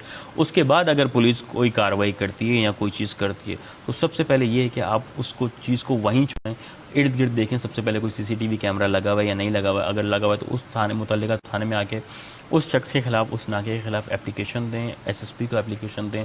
अगर वहाँ से भी काम नहीं बनता 22A में जाके उस पुलिस वाले के खिलाफ FIR असल में वकील इतने महंगे हो गए वसीम भाई कि आप बताएं, छोटे से नाके पर जाएगा, उसके साथ ये ज़्यादती होगी, वो आपको लगता है कि वो SSP ऑफिस में एक कंप्लेन करेगा, एक कंप्लेन वो करेगा SHO को, फिर वो ये निशानदेही भी करेगा कि ये CCTV कैमरा लगा है, आप बराए मेहरबानी इस कैमरे को चेक करें। पुलिस वहाँ जाएगी, उस कैमरे को चेक करेगी। ये तो प्रोसेस है, इसका हल बताएं। आजम भाई, अगर मैं आप पे एक केस करूं, ठीक है, एक मैं तो वकील इतने महंगे, हाँ, मैं आप पे केस करूं, देखा सस्ता वकील सस्ता डॉक्टर हमेशा महंगा पड़ता है, तो वो आपकी चीज़ों को मजीद ख़राब करेगा। अगर मैं आप पे केस करूं, अगर वकील होने के नाते आप कभी दोबारा किसी वकील से पंगा लेंगे और मैं आपको अच्छा खासा रगड़ा दे दूं, आप जिंदगी में दोबारा किसी वकील से पुलिस पंगा नहीं लेती, मैं कौन होता हूं? क्यों नहीं लेती? देखें, अगर आप एक पुलिस वाले को सस्पेंड करवाएंगे इस चीज़ पे, आप यकीन कीजिए वो पूरा थाना क्या, जहाँ जब वो बात जाएगी वो पुलिस वाले इस चीज़ से रुकते चले जाएंगे। दुश्मनी पैदा होगी वो। सर दुश्मनी क्या होगी पैदा? देखिए, जब तक आप स्टैंड नहीं लेंगे, तो रेजिस्ट नहीं करेंगे, सोसाइटी ठीक नहीं होगी। यहाँ तो आप इस निज़ाम को इसी तरह से चलता रहने देंगे। ठीक है, मैं 500,000 दे के छुट रहा हूँ तो काफ़ी है। वसीम भाई, आप तो कराची में रहते हैं, चलें आज आपने एक को सस्पेंड करवाया, अगली बार वो किसी और थाने में जाएगा, एक नामालूम अफराद की FIR होगी, उसमें एक नाम होगा जो कि नामालूम होगा और सूरत शनास होगा, और बाद में जो बंदा गिरफ्तार होंगे वो आप होंगे। आप तो वकील हैं, आप तो बच जाएंगे। वो बिल्कुल ठीक वो तो मैं होऊंगा, मैं क्या करूँगा, मैं तो चला गया जेल। मैं ऐसे, मेरे पास बहुत सी एग्जांपल्स मौजूद हैं जहाँ पे एक सिविलियन ने पूरे थाने मुअत्तल कराए हैं और पुलिस वाले उनसे बैठ के बार्गेन माफिया मांगते रहेंगे बस करो। देखिए, उस टाइम ये होता है कि अगर आपको अपना तरीक़ेकार पता है कि आपने कहाँ क्या क्या चीज़ें करनी है और किस किस तरह कंप्लेन करनी है, आप यकीन कीजिए कई केसेस में इन्वेस्टिगेशन ऑफिसर घूम रहा पागल हो रहा होता है कि ये शख्स मेरे खिलाफ इतनी एप्लीकेशन दे रहा है, यहाँ जा रहा है कि मेरी नौकरी मुश्किल हो जाएगी।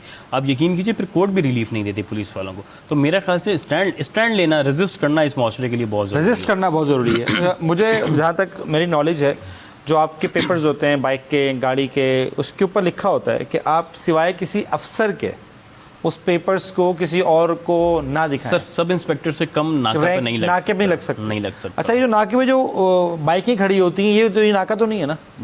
देखिए यहाँ कानून तो ज़्यादा नहीं देता ना इसकी? नहीं देता। हमारे यहाँ जो तकाजे हैं वो पूरे नहीं किए जाते। हमारे यहाँ सब इंस्पेक्टर से कम का लेवल नाका नहीं लगा सकता, इंस्पेक्टर से कम, ASI से कम आपको गिरफ्तार नहीं कर सकता? नहीं कर सकता। ये बहुत सी चीज़ें, लेकिन हमारे यहाँ देखे जो चीज़ें हो रही हैं वो बहुत, इवन आपका जो चालान है वो ASI से कम नहीं कर सकता, लेकिन हमारे यहाँ नहीं कर सकता। हमारे यहाँ देखें आप सब कर रहे हैं यहाँ पे, और लोगों को नहीं पता, लोग उससे बार्गेन कर रहे होते हैं। हमारे यहाँ बेसिकली जो वर्दी है वो दहशत की अलामत बन गई है। अगर कोई रोकेगा तो हमें उससे बार्गेन करनी है, और हमारी जहनीत भी यही होगी कि तोड़ जोड़ में मामला हल कर दो, कौन कोर्ट कचहरी जाएगा। अच्छा, कंज्यूमर राइट्स की बात करते हैं। सबसे बड़ा मसला है हमारे कंज्यूमर राइट। मिसाल के तौर पर मैं एक रेस्टोरेंट में जाता हूँ, वहाँ पर एक पानी की बोतल लेता हूँ, पेट बोतल, जिसकी कीमत मिसाल के तौर पर 60 रुपये है, लेकिन वो रेस्टोरेंट ज़ाहिर फैंसी है, वो मुझसे उसके 200 रुपये चार्ज कर रहा है, प्लस टैक्स भी लगा रहा है, टैक्स नहीं भी लगा रहा, लेकिन 200 रुपये चार्ज कर रहा है। तो मेरे पास क्या राइट्स है कि पानी की बोतल के ऊपर कीमत लिखी हुई है, मुकर्रर करदा कीमत, तो मैं उसके 200 रुपये क्यों दूँ वहाँ बैठ के पीने के, या उस जो खाने के साथ आया है मैं उसके 200 रुपये उसको क्यों दूँ, जबकि उसके 60 रुपये की कीमत है उसकी? सर सबसे पहले तो आज़म ये चीज़ें हैं कि आपको अपने राइट्स का पता होना चाहिए। जो आपको स्लिप दी जाती है उस पर लिखा जाता है कि हम इतना टैक्स पे कर रहे हैं, और QR कोड आजकल रिसिप्ट, आप उस QR कोड को अपने कैमरे से स्कैन करें, आपको फ़ौरन पता चल जाएगा मेरा टैक्स पे हुआ या नहीं, ये नहीं हुआ, नहीं हुआ। देखिए कुछ मेहनत हमें भी करनी है, तभी हमें तो टैक्सेस की बात होगी, टैक्सेस की बात होगी। अब जहाँ पे कंज्यूमर कोर्ट्स है, देखिए कंज्यूमर कोर्ट्स में अभी तक वो अवेयरनेस नहीं आई है, या लोगों में वो लोगों में नहीं आई, कोर्ट्स तो डेफिनेटली होगी। तो कोर्ट्स भी उस तरह से फैसले इतनी जल्दी नहीं कर पा रही कि रिलीफ दे। मिसाल के तौर पे मेरा एक पर्सनल केस था, मैंने कुछ चीज़ें परचेज़ की। हमारे यहाँ सबसे पहले जो नुकसान होता है, आप कोई चीज़ ख़रीदने जाते हैं, आप कैश पेमेंट करते हैं, कैश पेमेंट बंद कर दें। अगर कैश पेमेंट करें तो कम से कम आप मेमो लें तो उस पर सिग्नेचर और स्टैम्प ज़रूर लगवाएं। उस चीज़ की एविडेंस इतना स्ट्रॉन्ग रखें, एविडेंस तो देने हैं ना आपको, स्ट्रॉन्ग एविडेंस रखें। कल को अगर कंज्यूमर कोर्ट में जाते हैं तो वो आपसे सबसे पहले रिसिप्ट मांगेगी, वो आपसे लोकेशन मांगेगी, वो आपसे जो आपने पेमेंट वो मांगेगी। अगर आपके पास वो चीज़ें नहीं हैं तो इट मीन्स आप कंज्यूमर काउंट ही नहीं होंगे। जो आपको बुनियादी सवाल था कि अगर मुझे एक 50 रुपए की बोतल 200 में दी जा रही है, तो सबसे पहले तो आप उस चीज़ को वेरीफाई करें, आया ये जो इदारा है या रेस्टोरेंट है वो टैक्स पेयर है या नहीं, क्योंकि आपके नाम पे उसने जितना टैक्स लिया होगा वो उसने दिया है या नहीं दिया। अगर नहीं दिया तो आपको कंज्यूमर लॉ ये प्रोटेक्शन देता है कि आप उसके ख़िलाफ़ कंज्यूमर कोर्ट में जाएँ, उससे डैमेजेस भी फाइल करें, जो आपकी रियल अमाउंट है वो भी अलग से दी जाएगी। ये तो वो हो गया ना, मैं कह रहा हूँ टैक्स दे रहा है, लेकिन मुझे वो पानी की बोतल 200 की क्यों दे रहा है जो 50 रुपये लिखा है उस पर? देखिए ये तो हर रेस्टोरेंट की चीज़ें हो गई हैं। इसका हल यही है कि आप कंज्यूमर कोर्ट में जाके उसके खिलाफ कंप्लेंट फाइल कर सकते हैं, उस रेस्टोरेंट के खिलाफ फाइल कर सकते हैं। इसका बेहतरीन तरीका ये है कि आप असिस्टेंट कमिश्नर को एक एप्लीकेशन देंगे कि जो लिस्ट थी हमारे यहाँ, जो गवर्नमेंट लिस्ट है पानी की बोतल की, वो इतनी है जबकि इस रेस्टोरेंट पे इतनी दी जा रही है, इसके खिलाफ कंप्लेंट फाइल करेंगे। और आप जो फूड अथॉरिटी है उसके खिलाफ कंप्लेंट फाइल, उससे एप्लीकेशन फाइल करेंगे। अगर वो नहीं होता इन दोनों चीज़ों के बाद तो फिर आपको कंज्यूमर कोर्ट जाना पड़ेगा और आप वहाँ जाके अपना रिलीफ ले सकते हैं। अच्छा वसीम भाई, मैं बात ये कर रहा था कि अगर मैं एक वही पानी की बोतल दुकान से लेता हूँ तो मुझे वो मिलती है मिसाल के तौर पर 60 रुपये की, लेकिन अगर मैं वही पानी की बोतल उस रेस्टोरेंट से लेता हूँ तो वो मिलती है मुझे 200 रुपये की। इसके लिए मैं क्या करूँ? मैं उनको क्या कहूँ कि भाई क्यों महंगी दे रहे हो, क्या वजह है? इसके लिए क्या राइट्स हैं मेरे पास? सर ये राइट्स हैं कि सबसे पहले तो जो गवर्नमेंट ने रेट्स मुकर्रर किए हैं, गवर्नमेंट के रेट मुकर्रर नहीं है ना, एक कंपनी के रेट मुकर्रर है। एक ब्रांडेड पानी की बोतल है, उसकी प्राइस उसमें लिखी हुई है, उस प्रोडक्ट के ऊपर प्राइस लिखी हुई है। वो चीज़ अगर कंपनी 50 रुपये में दे रही है, प्राइस मेंशन है, और वो तकरीबन आपको 150-200 रुपये की पड़ रही है, तो देखिए सबसे पहले तो वो चीज़ जो रिसिप्ट होगी वो आप पानी की बोतल भी ले लेंगे और रिसिप्ट भी ले लूँगा, रिसिप्ट भी ले लेंगे। ठीक है। इस बिहाफ पे आप उस कंपनी के खिलाफ, उस रेस्टोरेंट के खिलाफ केस फाइल कर सकते हैं कि आया ये चीज़ इतने की थी, मुझे इतने की क्यों दी जा रही है। अगर दी जा रही है तो इसमें कौन से टैक्सेस इंक्लूड किए गए हैं, अगर किए गए हैं तो वो किस मद में किए गए हैं। अगर वो किए गए हैं तो आया वो FBR को पे भी हुए या नहीं हुए। अगर हुए, अगर ये तमाम चीज़ें फेक साबित हो जाती हैं कि वो नहीं पे कर रहे और 50 रुपये की चीज़ 150 में दे रहे हैं, तो आप कंज्यूमर कोर्ट में जाके उनके खिलाफ अच्छा खासा फ़ाइन करवा सकते हैं, अपनी अमाउंट वापस ले सकते हैं। तो 150 मुझे वापस मिल जाएंगे? 150 नहीं होगा, इस पर आप अलग से फ़ाइन किया जाएगा, डैमेजेस फाइल। डैमेजेस तो उनको दिए जाएंगे ना, आपको दिए जाएंगे, कंज्यूमर को दिया जाता है ये चीज़। अगर वो कहें कि हम यहाँ बिठा कर पिला रहे हैं, मिसाल दे रहा हूँ, इसलिए हम 200 रुपये की चार्ज कर रहे हैं, तो ये तो कोई बात ही नहीं है ना। बिल्कुल बात नहीं है। ठीक है, तो अब उसने क्या किया, अब वहाँ पर ही साबित गिल्टी हो गए रेस्टोरेंट वाले, कोई भी रेस्टोरेंट है वो गिल्टी साबित हो गया, तो अब उसका मुझे और गवर्नमेंट को क्या फ़ायदा है? सर गवर्नमेंट को फ़ायदा नहीं है, कंज्यूमर आप गए हैं। सबसे पहले चीज़ ये होगी कि गवर्नमेंट को ये चीज़ होगी जो उस आप इस नाम पे टैक्स ले रहे हैं, आपने वो हमें दे रहे हैं या नहीं दे रहे। अगर नहीं दे रहे हैं तो कोर्ट ऑर्डर करेगी भाई ये गवर्नमेंट को पे नहीं करे दें।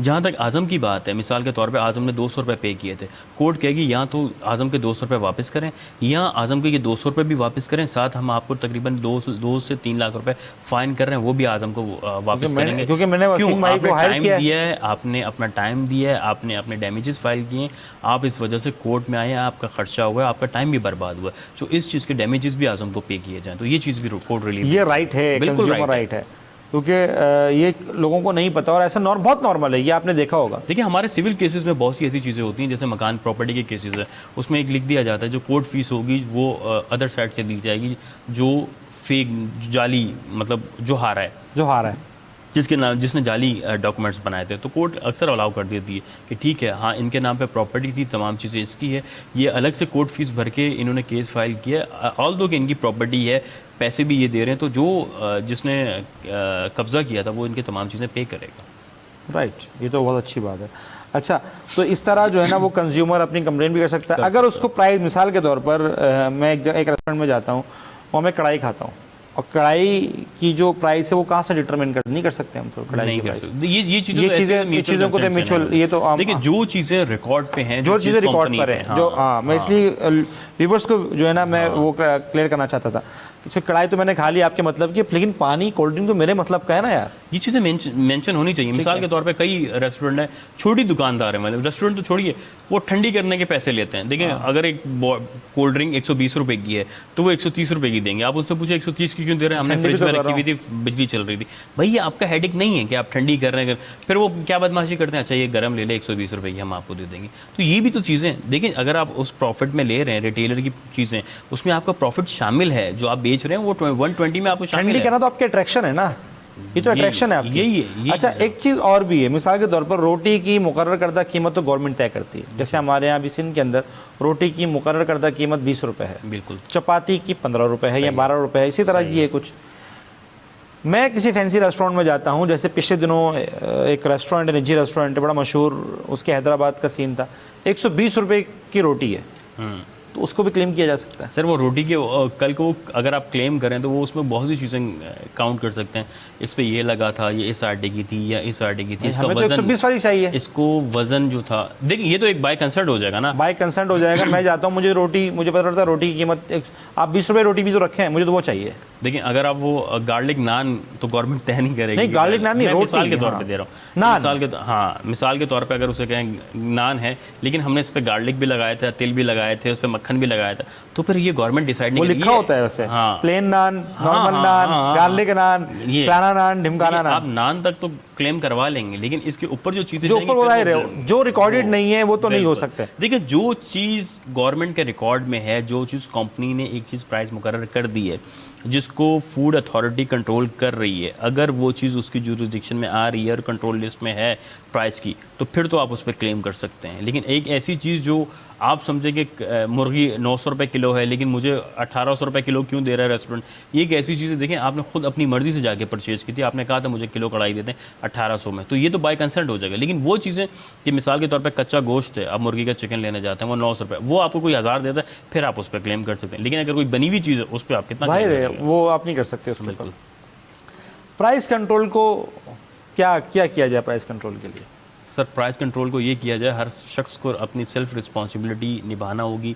हमें उन रेस्टोरेंट, उन दुकान, शॉप्स को, अब तो व्हाट्सएप और ईमेल्स का दौर है, आप वो प्राइस लिस्ट रोज़ आती है, आपके सोशल मीडिया पे अपलोड होती है, वेबसाइट पे अपलोड होती है, उसके नोट करें जो चीज़ें लेने। देखिए आप ग्रॉसरी महीने में 2 बार जाएंगे लेने के लिए, आप उसमें वो तमाम चीज़ें मेंशन कर लें, वो देख लें, अगर नहीं है तो मैं तो कहता हूँ बल्कि केस फाइल कीजिए, इससे वकला का भी फ़ायदा होगा, उन्हें फ़ीस मिलेगी, आपको पेनल्टीज़ मिलेगी, दोनों आवाम भी खुश रहेगी, आपकी ग्रॉसरी भी मुफ्त आती रहेगी। इस तरह से ये तो बेहतरीन हो गया, तो हम कोलैबोरेट करेंगे, ठीक है भाई।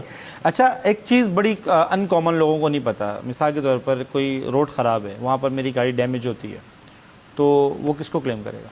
देखें पब्लिक न्यूसेंस है, सेक्शन 132 एंड 133, CRPC का, वो कहता है कि कोई भी ऐसी चीज़ जो हडल क्रिएट करे आपकी रोज़मर्रा की ज़िंदगी, मिसाल के तौर पे ईद कुर्बान पे आके आपके घर के सामने कोई शख्स आके बैल बांध जाता है, जिसे पब्लिक न्यूसेंस या आपको तकलीफ़ का बायस है, आप इसके खिलाफ कोर्ट में जा सकते हैं, आप असिस्टेंट कमिश्नर के पास जा सकते हैं।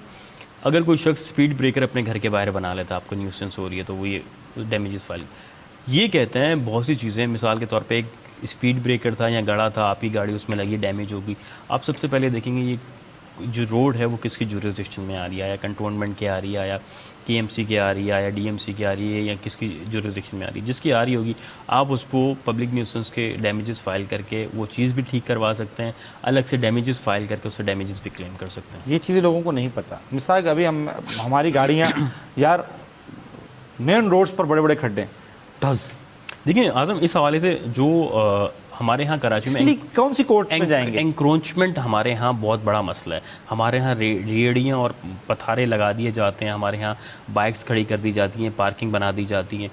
इसके ख़िलाफ़ भी ये public nuisance section 133 and 132 and 133 है, जो आप इलाका मजिस्ट्रेट को एक एप्लीकेशन देंगे। मिसाल के तौर पे हर इलाके का एक अपना मजिस्ट्रेट होता है, उसमें आप एक सिंपल एप्लीकेशन लिख के दें या वकील के थ्रू चले जाएंगे, हमारे इलाके में ये एंक्रोचमेंट है, ये पब्लिक न्यूसेंस का बायस बन रहे हैं। आप उसके वो इलाका मजिस्ट्रेट जो होगा वो असिस्टेंट कमिश्नर, DC, SHO तमाम को लेके वो तमाम एंक्रोचमेंट दूर करेगा। आपको लगता है आपके घर के सामने कोई स्पीड ब्रेकर है, आपको मसला टावर टूट गया सर एक एप्लीकेशन के ऊपर। हाँ, तो बहुत सी चीज़ें ऐसी होती हैं जहाँ पे अब देखें हमारे यहाँ बिल्डिंग्स बन रही हैं, हमारे यहाँ सर्टिफिकेट लेना, आपको शायद इल्म भी नहीं होगा कि हमारे यहाँ इन्वायरमेंटल ट्रिब्यूनल भी मौजूद है, कि वहाँ पे आप ऐसी बिल्डिंग्स, ऐसे लोगों, ऐसी फैक्ट्रीज़ के ख़िलाफ़ पिटीशन फाइल कर सकते हैं जहाँ पे आपको लगता है कि ये एनवायरनमेंट के लिए नुकसानदेह हैं। हमारे यहाँ तो दरख्त लगा के फैक्ट्री के बदले दरख्त लगा दिया जाता है कि दरख्त लगा लो, ये काफ़ी है। लेकिन अगर आप इन्वायरमेंटल ट्रिब्यूनल में जाएंगे किसी भी घर के ख़िलाफ़, किसी भी बिल्डिंग के ख़िलाफ़, इवन आपको जो बिल्डिंग बना रहे हो उसमें सर्टिफिकेट चाहिए होता है। हमारे यहाँ 99% जो आवाम है या बिल्डर्स है वो सर्टिफिकेट नहीं लेते। क्यों नहीं लेते? उन्हें इल्म नहीं है। इन्वायरमेंटल को हमने बिल्कुल नेगलेक्ट किया हुआ है। जब हम इन्वायरमेंटल और पब्लिक न्यूसेंस को प्रायोरिटी पे रखेंगे तो बहुत सी चीज़ें हमारी बेहतर होना शुरू हो जाएंगी। अच्छा, तो मतलब ये आप अगर फौरी तौर पर आपको मदद चाहिए तो आप पुलिस से रब्ता कर सकते हैं। देखिए, असिस्टेंट कमिश्नर को एक एप्लीकेशन दें, DC को एप्लीकेशन दे, अगर उसके इस पर नहीं होता तो 132, 133 की तरफ आप जाएं पब्लिक न्यूसेंस में, इलाका magistrate within 1 week call report करके आपके तमाम एंक्रोचमेंट और जो चीज़ों की खत्म। अगर हमें फ़ौरन रेस्क्यू चाहिए या फ़ौरन मदद चाहिए तो हम पुलिस को अपनी कंप्लेन दे सकते हैं 15 पे। मिसाल के तौर पर मेरे घर के आगे किसी ने कोई ऐसी प्रॉपर्टी फौरी तौर पर बना रहा है या वो कर रहा है तो ऑन द स्पॉट में पुलिस को बुला सकता हूँ। बिल्कुल बुला सकते। देखिए, अगर कोई शख्स बना रहा है आपके ख़िलाफ़, आप पुलिस में एप्लीकेशन दे सकते हैं, आप असिस्टेंट कमिश्नर को दे सकते हैं। अगर वो नहीं होता तो वो आप पब्लिक न्यूसेंस के जरिए तोड़वा सकते हैं। अच्छा, वो आपको कोई भी ऐसी चीज़ राइट देता है। इवन आगे आपके घर के सामने कोई दरख्त लगा गया है, आपको लग रहा है कि ख़राब हो रही है, तो वो आप उसके ज़रिए भी उखड़वा सकते हैं, तोड़वा सकते हैं। तो मतलब नाजरीन को हम ये बता सकते हैं कि अगर आपकी गाड़ी खड्डे में लगती है और गाड़ी की कोई चीज़ डैमेज होती हैं तो आप उन कंसर्न इदारे के खिलाफ जा सकते हैं और वहाँ जाके अपना डैमेज जो है ना वो आप क्लेम कर सकते हैं और डैमेज आपको गवर्नमेंट जो भी इदारा है बिल्कुल वो जिसकी भी जुडिशन में आता है, जिसकी जिम्मेदारी है वो उसको डैमेज भरेगा। अगर उस पर कोई जानी नुकसान होता है तो फिर उसके लिए कौन सी सेक्शन लगती है? सर वो देखें ना, जब एक निजी बिजली घर कराची के जब उसके लोग मरना शुरू हुए तो उसके खिलाफ FIR कटना शुरू हो गई ना, कि कत्ल की FIR उसके खिलाफ कटेगी, इक़दाम कत्ल की उसके खिलाफ करेगी। सेक्शन 324 है जो कहता है अटेम्प्ट टू मर्डर है या नेग्लिजेंस है, बहुत सी चीज़ें ऐसी हैं। पिछले दिनों आपको याद होगा कि एक स्टूडेंट या डॉक्टर थी हमदर्द यूनिवर्सिटी की, वो जा रही थी रास्ते में और वो बाइक से गिर गई। बिल्कुल, क्योंकि वो खड्डे थे वहाँ पर। वो रोड आपने देखा है वो वाला हमदर्द वाला? बिल्कुल। वो मैं ना बचपन जवान हो गया, बड़ा हो गया, बूढ़ा हो जाऊंगा मैं, लेकिन वो रोड नहीं बनेगा। ठीक है, वो कभी भी नहीं बनेगा, वो किसी की भी गवर्नमेंट में नहीं बना। वो शदीद ख़राब रोड है और वहाँ पर वो खातून बेचारी बाइक से गिरी और वो लड़की ऑन द स्पॉट जो है ना उसकी, मतलब ऑन द स्पॉट नहीं, हॉस्पिटल ले गए तो उसकी डेथ हो गई। तो ये किसके खिलाफ इंसान आजम का मैं कर आपको सकता बताऊं, है? हमारे पास वो लॉज मौजूद हैं, वो तरीके मौजूद हैं, अगर हम उसको एग्जीक्यूट करना चाहें तो ये निज़ाम बहुत बेहतर हो जाएगा। लेकिन हम क्या है, हम सेल्फ़ रिस्पॉन्सिबिलिटी निभाने के लिए तैयार ही नहीं है। मिसाल के तौर पे हमारे इलाके में जो चीज़ें बन रही होती हैं, सड़क बन रही है, सीवरेज लाइन डल रही है, क्या हमने कभी नोट किया कि वो जो उसकी quality क्या है? कॉन्ट्रैक्टर है उसे जो कॉन्ट्रैक्ट मिला है वो उसमें क्या क्वालिटी लिखी गई है? अगर नहीं लिखी गई, मैं आपको, मेरे कई क्लाइंट्स कॉन्ट्रैक्टर हैं, मैं आपको फिंगर टिप्स पे बता सकता हूँ कि ऊपर से लेके नीचे तक किस हद तक करप्शन हो रही है और किस हद तक माल और जो मटेरियल है वो 2 नंबर इस्तेमाल हो रहा है। अगर आपको पता हो ये कॉन्ट्रैक्टर को जो कॉन्ट्रैक्ट मिला है इदारे से, वो आप हासिल कर लें और जो मटेरियल इस्तेमाल हो रहा है, आप यकीन कीजिए वहाँ खड़ा हुआ इंजीनियर कॉन्ट्रैक्टर आपके जो मटेरियल डालेगा वो 100% ठीक डालेगा। प्रॉब्लम या कहाँ आती है, जहाँ कॉन्ट्रैक्टर जो कॉन्ट्रैक्ट लेता है वो क्या करता है, वो परसेंटेज दे के कॉन्ट्रैक्ट लेता है। ऐसा ही है। परसेंटेज दे के कॉन्ट्रैक्ट लिया, जब वो कॉन्ट्रैक्ट मिल जाता है उसके बाद फिर मटेरियल का काम शुरू होता है। देखें, जब 35 to 40% आपने दे दिया शुरू में कि मुझे कॉन्ट्रैक्ट तो मिलेगा, क्या मैं आपको डालेगा? वो क्या डालेगा? उससे 30-40% में लास्ट में जब उसको चेक मिलेगा उसमें भी आपको 10 to 15% उस इदारे को देना है, जिसने क्लियर करना है। क्लियर करना है। देखें, 50% तो इसी चीज़ में चला गया, चेक क्लियरेंस में और कॉन्ट्रैक्ट मिलने की, बाकी 50% बचा। क्या आप समझते हैं कि 50% अमाउंट में वो अपना घर भी चलाएगा और वो आपको डाल के भी देगा, मटेरियल भी अच्छा डाल के? हरगिज़ नहीं देगा। इसके लिए बेहतरीन ये है कि अगर आपके इलाके में कोई कॉन्ट्रैक्टर डाल रहा है चीज़, तो उसका वो कॉन्ट्रैक्ट मिला है, 2-4 लोग, इतनी मेहनत नहीं है, आजकल सब चीज़ें अवेलेबल है, 2-4 लोग मिलके खड़े हों कि हाँ ये जो मटेरियल डाला जा रहा है, कॉन्ट्रैक्ट की टर्म एंड कंडीशंस क्या हैं, जो मटेरियल डाला जा रहा है आया वो उस चीज़ पे है नहीं है, अगर नहीं डाला जा रहा उस कॉन्ट्रैक्टर को क्लेम करके वो चीज़ डलवाई जाए। अरे यार, ये तो आप ऐसा लग रहा है जन्नत की बातें कर रहे हैं। यहाँ पर रोड बनते हैं सालों बाद हैं, सही है। वो इसी वजह से अभी हमारे यहाँ होगा क्या, मैं बताता हूँ क्या होगा। जो मेरी नाक़िस सोच है, आप 10 साल बाद रोड बन रहा है, 4 लोग आए मोहल्ले के, उन्होंने बोला बताओ भाई तुम क्या डाल रहे हो? उसने बोला सर मैं ये डाल रहा हूँ, मुझे पब्लिक करो, वो जो कॉन्ट्रैक्ट है हमारा, वो हमारा हक है ना उसको पब्लिकली ले लेना। ये तो क्वालिटी डिटरमिन कैसे करेंगे आप क्वालिटी? चलो ठीक है, आप डिटरमिन कर लिया आपने, एक और इंजीनियर, उसका बेटा इंजीनियर था, वो आ गया, आप चले गए कोर्ट में, आपने बोला कि सर ये तो क्वालिटी सही नहीं है, काम रुक गया। अब वो सालों तक रुका है, वो केस चल रहा है वहाँ पर। सर मैं बताता हूँ आपको, देखिए पंजाब में रोड डलता है ना, वहाँ पे ड्रिल करके एक सैंपल निकाल लिया जाता है रोड का, ठीक है, उसे उसके बाद भेजा जाता है लेबॉर्ट्री में, उसकी इंचेस और तह डिफाइन की जाती, लेबॉर्ट्री उस पर रिपोर्ट देती आया ये कितने साल चलेगा और ये मटेरियल किस तरह का इस्तेमाल हुआ। उसमें करप्शन हो जाए वो अलग बात है, लेकिन किस हद तक, पूरा एक सैंपल निकाल लिया जाता है, रॉड ड्रिल करके, समझ गया, ठीक है, पाइप की सूरत में निकाल लिया। अब यहाँ पे रिसेंटली कराची में बारिशें हुई तो हुकूमत ने कहा भाई हम भी लेबॉर्ट्री टेस्ट करवाएंगे। अब बड़े मज़े की बात है, रिसेंट आपको मैं एग्जांपल दूँ, तो उन्होंने कहा हम भी लेबॉर्ट्री टेस्ट करवाएंगे, उन्होंने कहा, कॉन्ट्रैक्टर ने कहा करवा लें। बोला ऐसे होगा कि जो आप मटेरियल डाल रहे हैं उसका पहले हम लेबॉर्ट्री टेस्ट करवाएंगे, उसने कहा करवा लें। अब मिसाल के तौर पे मेरे इलाके में सीवरेज लाइन डल रही है, ठीक है, अब उसमें मैंने क्या किया, मैंने कहा यार पाइप डालेंगे, ये पाइप डालूंगा, वो कहते हैं ठीक है, हुकूमत कहती है ठीक है।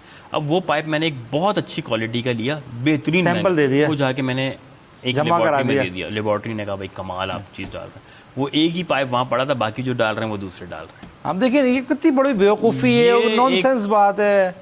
अब कॉन्ट्रैक्टर क्या कहेगा, देखें मैं तो लेबॉर्ट्री टेस्ट लेके आया हूँ, मैंने तो जेन्युइन काम किया, लेकिन जो डाल रहे हैं वो तो नहीं है ना, ये 2 नंबरियाँ हो रही है हमारे यहाँ तो यूँ पलक झपको तो बोटी दूसरी डाल देता है, दूसरी डाल देता है उठा ली जाती है, तो ये प्रॉब्लम्स हैं। हाँ, तो ये चीज़ें चल रही हैं हमारे यहाँ। ठीक है, तो बस यही ज़िंदगी है, यही सिलसिला है। पाकिस्तान की तरक्की के लिए कोई आप मैसेज देना चाहते हैं? वैसे आप ये बताएं कि अगर कोई शख्स बहुत परेशान होता था, आजकल फीसेस बहुत ज़्यादा हैं, मेरे जैसा बंदा कोई कंज्यूमर का कोई इस तरह का कोई केस लेकर आ जाता है, तो उसमें कोई ऐसी वकला की कोई तंजीम या कोई वकील हैं ऐसे जो कर सकें उनकी मदद? देखिए आज़म, लॉ एक प्रोफेशन है, तो कोई भी वकील अपनी जेब से पैसा लगा के नहीं काम करेगा। देखें बहुत क्लियर बात नहीं, फ़ीस की बात करो, फ़ीस की बात करो, कोई भी वकील अपनी जेब से पैसे लगा के आपका केस नहीं लड़ेगा, ये बहुत रियलिटी है। अगर आप इसको शुगर कोटेड करें तो नहीं हो पाएगा। इसके लिए बेहतरीन हल ये, बहुत सी NGOs काम कर रही हैं जो वेलफेयर के लिए काम करती हैं, जो फ़ीस नहीं लेती हैं, उन्हें वो फ़ीस इसलिए नहीं लगती क्योंकि उन्हें फंडिंग होती है, एड्स मिलती है, तो तमाम चीज़ें हो रही हैं। लेकिन मेरा ख्याल से किसी NGO के पास जाने से बेहतर है कि आप इन पर्सन केस लड़ लें, थोड़ा सा लॉ पढ़ लें, यूट्यूब बुक्स पढ़ के अपना केस खुद प्रोसीड करें, ना कि किसी और से करवाएं। ये ये अपना बेहतरीन केस खुद मतलब प्रोसीड कर सकता है इंसान? कर सकता है इंसान, इन पर्सन बिल्कुल कर सकता है, चाहे वो कत्ल का मुकदमा हो, चाहे वो कैसे? सिविल। तो जज तो सुनता ही नहीं है बगैर वकील के। नहीं सुनता है। इन पर्सन की अगर आप एप्लीकेशन फाइल करेंगे कि मुझे अपना केस खुद करना है, और हाई कोर्ट तक लोग इन पर्सन केसेस अपने लड़ रहे अच्छा। हैं। हाँ, वो कोई भी मुकदमा कर सकता कोई भी मुकदमा हो। मिसाल के तौर पे मैं अगर किसी पे एफआईआर कटवाता हूँ और मैं कोई वकील नहीं करता हूँ, और तो मैं कहता हूँ मैं इन पर्सन करूँगा, हाँ मुझे थोड़ा टफ टाइम मिलेगा क्योंकि प्रोफेशन नहीं होगा मेरा। लेकिन अगर आप थोड़ी सी हाव नो लेके, किसी से गाइडलाइंस लेके अगर अपना केस प्रोसीड करना चाहें, मेरा ख्याल से किसी फ्री वाले वकील के पास जाने से बेहतर है कि आप अपना केस खुद प्रोसीड करें। उससे भी ज़्यादा बेहतर आपका एक्सपीरियंस भी बूस्ट होगा। यही एक नई बात है हाँ, ना। एक एक्सपीरियंस भी बूस्ट होगा और दूसरा आपको सीखने को बहुत मिलेगा। ठीक है, बहुत शुक्रिया, thank you so much Wasim साहब, आपने टाइम दिया, बड़ा मज़ा आया आपसे बात करके। कोशिश करेंगे कि वक्तन फ़वक्तन आपसे कांटेक्ट में रहें और शुगर कोटेड बातें आपसे ना करें, हम जो है वो ख़ुद केस लड़ें अपना। ठीक है, तो कोई मैसेज देना चाहते हैं आवाम को, वकला के हवाले से, बार के हवाले से, पाकिस्तान के हवाले से तो दे सकते हैं? सर बस मेरा मैसेज यही है कि ये जो मुल्क के हालात हैं इसमें कुछ ना कुछ अपनी बेहतरी के लिए करें। आप माशरे को चेंज करने की बजाय अपना आप बेहतर करते रहें और अपने लॉ और फंडामेंटल राइट्स को ज़रूर जाने पहचानें और उस पर एग्जीक्यूट करने की कोशिश करें। बहुत शुक्रिया, थैंक यू सो मच नाज़रीन। ये था आज का प्रोग्राम, आपसे मुलाकात होगी अगले एपिसोड में। अपना बहुत सारा ख्याल रखिएगा। अल्लाह हाफ़िज़।